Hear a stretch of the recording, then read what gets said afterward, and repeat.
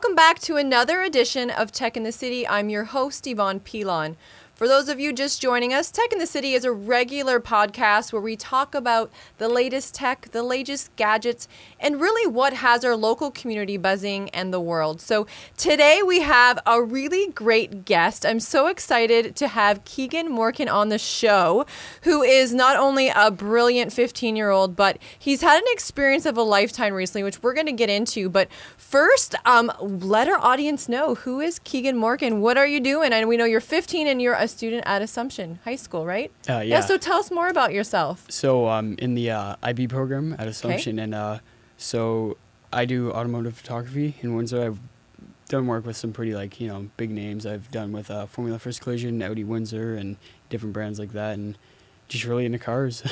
And what grade are you in? 10. Yeah. And is there any kind of future plans of where you want to go? I mean, first I want to go to the Odette School of Business. Yep. I'm an alumnus, and I can say I really enjoyed my Odette experience. So. I went to the stock trading program. Oh, wonderful. Not the program, Great. the competition. Yeah. So that's awesome.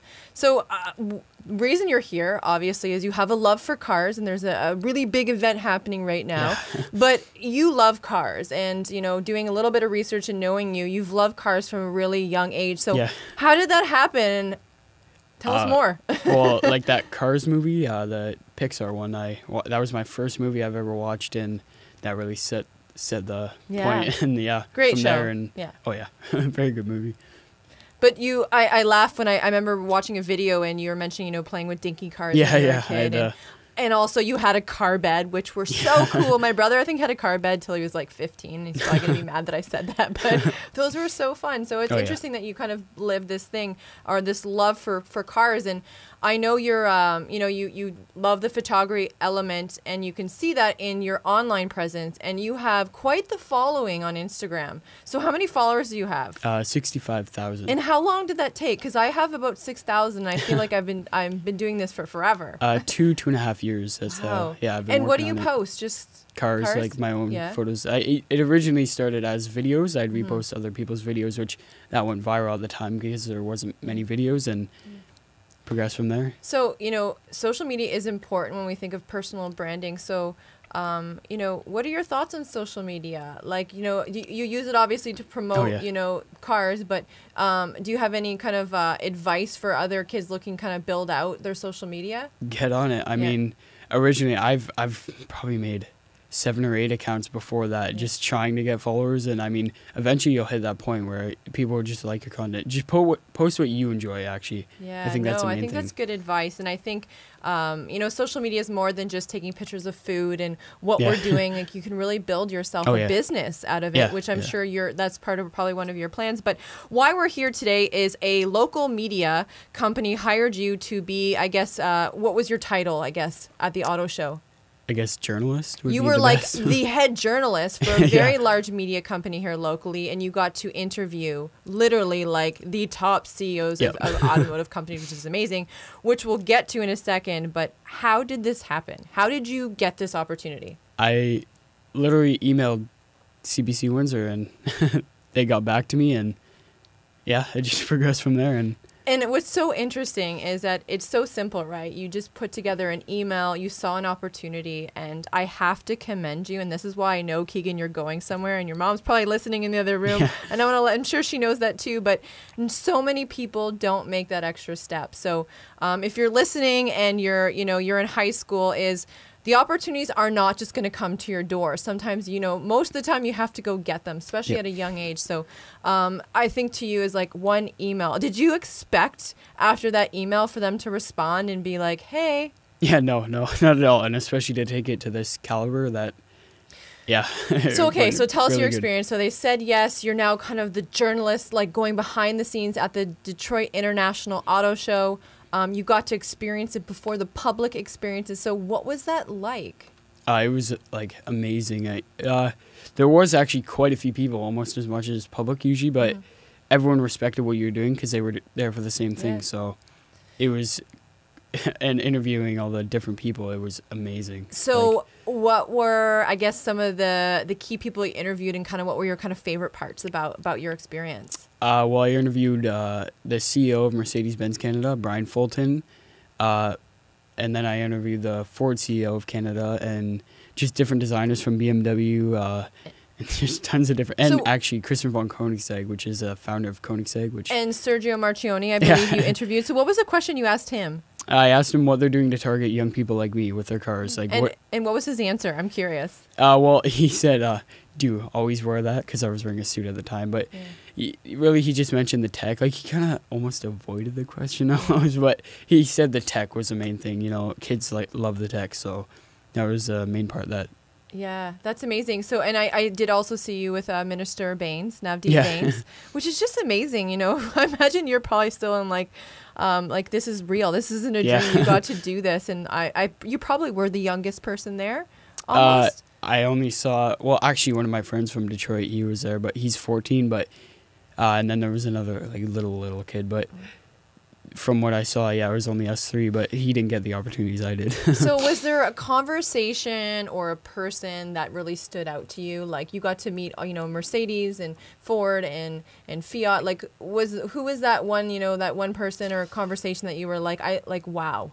Well, there's two main ones. The one is Christian von Koenigsegg, the founder of Koenigsegg. That's been my favorite car brand for like 5 years. And out of the blue, I just saw him, and then we asked him to interview, and he said, yeah, sure. And got to interview him as well as Mercedes because they're taking me to the Toronto Auto Show now, which is really cool. Mercedes is taking you, or the media company is? Mercedes, actually. They told the Toronto Auto Show they told me to apply, and then Toronto accepted me. So is going to go from one opportunity to another. So one email has, you know, now you're connected with the heads of Mercedes-Benz, which is amazing. So favorite part of your experience? Was it probably all the connections I've made. Toyota wants to take me to the SEMA show in Las Vegas, which in October. I heard that's great too. Oh yeah, that's probably one of the best shows in the world. So you have a favorite part. Do you have a least favorite part?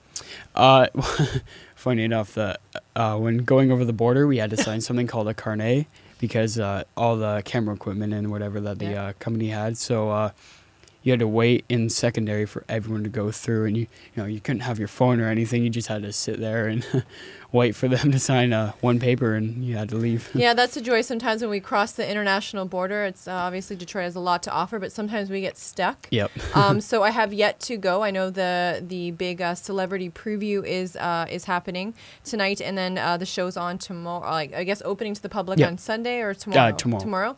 So for those that have not gone, what can they expect? What were kind of like? What were the cool things?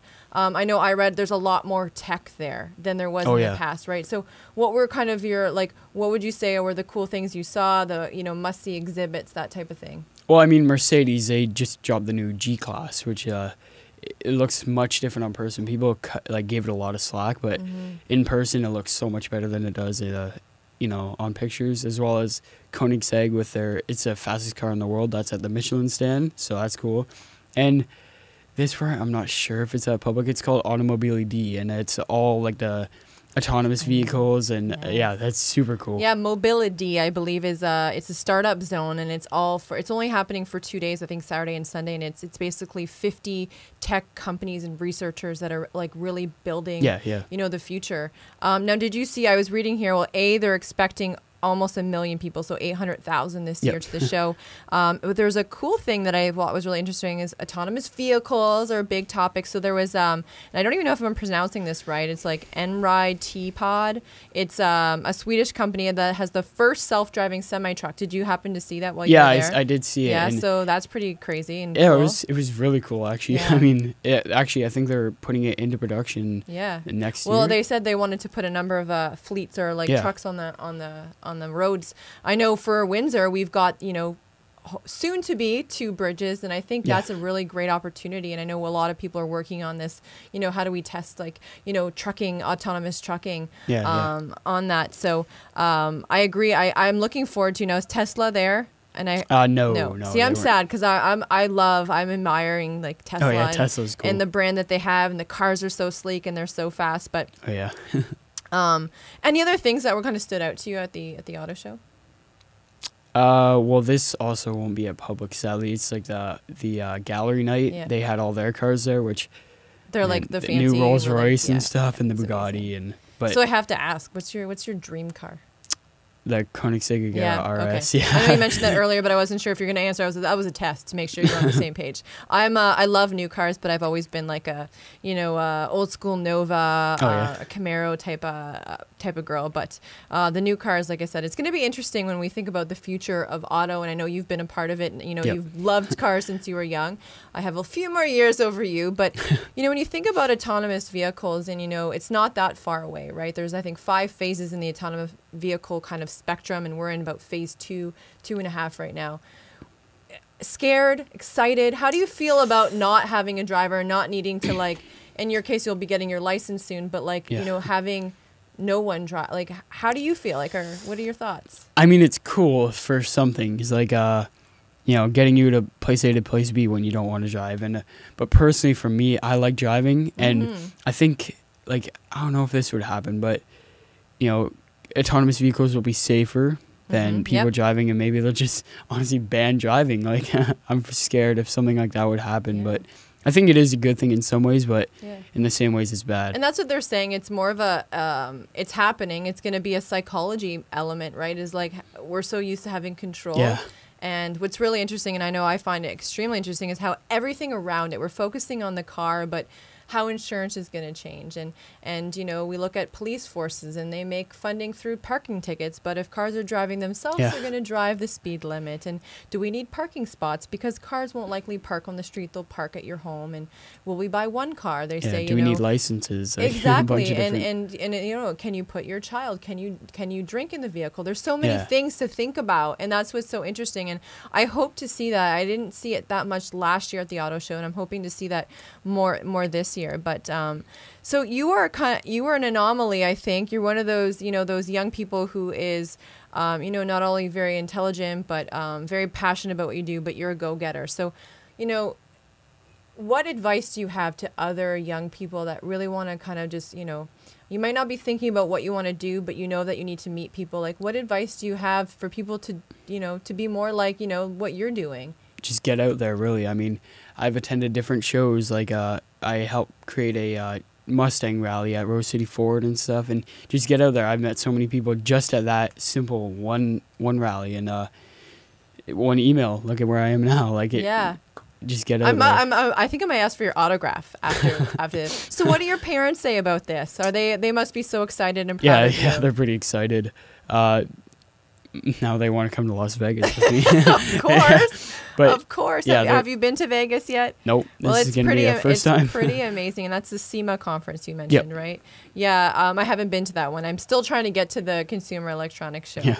But yeah, your parents must be super proud. What advice would you give to students your age? Again, looking to build their resume. So you talked about, getting involved. Do you volunteer? Are you part of any clubs? Kind of give me some ideas of outside of school, what do you do? Well, I'm a part of this group. It's called Windsor Import Nights, and it's a bunch of people who actually build their cars, and they take time, and we meet up, and I do photos for them and stuff. And also a Porsche club. I help host a Porsche club in Windsor. So wow, I love the Porsche. Is it the Macan? No, it's any Porsche, really. Yeah. I love the SUV one. I'm trying to save my pennies. There's a Macan and Cayenne. To take the smaller version that was launched, I think, at the auto show a few years ago. Yep. So I heard in an interview that next steps for you, you talked about wanting to be a professional auto photographer. Yeah, that would be. I heard the word entrepreneur, and I feel like you kind of are an entrepreneur or maybe an intrapreneur. Right now, if you were to say where you see yourself, obviously going to a debt, but what would be a dream career for you, or a dream, job? Really just continue on social media and with automotive photography. I know there's a guy out in Los Angeles, Spencer Burke, and he does pretty much what I'm doing now. He just does social media marketing and management, and Michelin invites him to different car shows and stuff, like Car Week in Monterey, California, and that's kind of what I want to do, So now that you're kind of entrenched into the local community, and what, from your perspective, how can we make Windsor a better place? How do we, and I'm not sure, once you graduate, do you want to stay here locally? I mean, I do. I love the city because, this is where it all started. Yeah. I've met so many great people here, but maybe stay here and then travel around for the different car shows. And yeah. So do you have any advice? Like if you were mayor for the day, what would be some of the things you'd want to do? Maybe get kids more involved in tech. I think hands-on more, because I knew originally when I saw photography, like when I started seeing around it, I thought, wow, boring, you're taking a photo. Yeah. But then I actually tried photography with an actual camera, and man, it changed from there. That's amazing. Think about where technology is going, or where cameras have gone. Or we Oh, went yeah. from like literally going into a dark room and doing our film till now we've basically have like our phones are these beautiful cameras, which is amazing. Now, are you part of First Robotics? I know Assumption has a team, if I'm not mistaken. No, I'm not a part We of got to that. get you part of First Robotics. I'm a first junkie. I love the organization. So I don't know. Is there anything else you want to share today about your experience, or any advice? Like I said, you've got your airwaves are yours, and it's so, you motivate me, and it's so great to see when I meet young people like yourselves, and I think of you at 15. I only wish I was doing what you were doing at 15, but it's so important. I know career is not your top of your mind, but the decisions you make today will likely predict what your future, right? So I think you're doing a great job online. You're clearly killing it already with, I wish the Mercedes-Benz guy was, or the ladies talking to me, but they're talking to you, which is awesome. Yeah. And I saw that, your story went national, and talking about, here's this 15-year-old who's like, one of the lead journalists for an international event. And I hope that you pat yourself on the back. And like I said, so I'm sure your next little few years is just finishing up school, and then wonderful. So I just want to thank you for coming on the show, and again to congratulate you, and I hope we can keep in touch, because it's surround yourself by smarter people than you, and that is why I'm inviting you to this show today, because I think you are just brilliant, and we look forward to seeing your face all over the news, and reporting on what's next for the auto industry. So thank you so much, Kegun, for joining us. Thank you. And that wraps up another episode of Tech in the City. We will see you soon.